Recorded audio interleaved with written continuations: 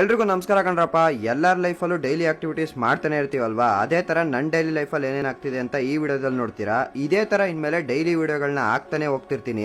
ಬೆಳಗ್ಗೆನೆ ರೆಡಿಯಾಗಿ ನಾವು ಸೇರ್ಕೊಂಡಿರೋ ಎಡಿಟಿಂಗ್ ಕ್ಲಾಸ್ ಕಡೆಗೆ ಹೋದ್ವಿ. ನೀವೇನಾದ್ರೂ ಸೇರ್ಕೊಳ್ಳಂಗಿದ್ರೆ ಹೇಳ್ರಪ್ಪ, ಕಡಿಮೆ ಫೀಸ್ ಇಸ್ಕೊಂಡು ಮಸ್ತಾಗಿ ಹೇಳ್ಕೊಡ್ತಾರೆ.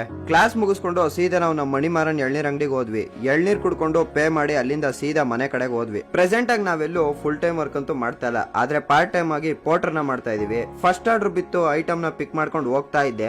ಹಂಗೆ ರೋಡಲ್ಲಿ ಅಣ್ಣಮ್ಮ ದೇವಿನ ಕೂರಿಸಿದ್ರು. ಎಲ್ಲರೂ ಕಾಪಾಡಮ್ಮ ತಾಯಿ ಅಂತ ಕೈ ಮುಕ್ಕೊಂಡು ಅಲ್ಲಿಂದ ಮುಂದಕ್ಕೆ ಹೋದೆ. ಯಪ್ಪ ಏನ್ ಗುರು ಬಿಸ್ಲು ನಮ್ ಬೆಂಗಳೂರಲ್ಲಿ.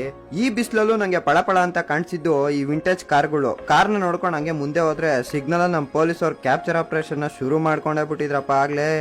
ಸರಿ ಅಂತ ಮುಂದೆ ನಾನು ಡ್ರಾಪ್ ಲೊಕೇಶನ್ ಹೋಗಿ ಫಸ್ಟ್ ಆರ್ಡರ್ನ ಕಂಪ್ಲೀಟ್ ಮಾಡಿದೆ. ಆಚೆ ಬಂದು ವೆಯ್ಟ್ ಮಾಡ್ತಿದ್ದೆ, ಮತ್ತೆ ಇನ್ನೊಂದು ಆರ್ಡರ್ ಬಿತ್ತು. ಪಿಕ್ ಮಾಡೋಣ ಅಂತ ಹೋದೆ. ಈ ಹುಡ್ಗ ಸಿಕ್ದ, ನೋಡಕೊಳ್ಳೆ ಆಪಲ್ ತರ ಇದ್ದ. ಅವನ್ನ ಮಾತಾಡ್ಸಿ ಕಸ್ಟಮರ್ ಹತ್ರ ಹೋದೆ. ಅಲ್ಲಿ ನೋಡಿದ್ರೆ ಗ್ರೀಸ್ ಬಕೆಟ್ ಕೊಟ್ಟಿದ್ರು.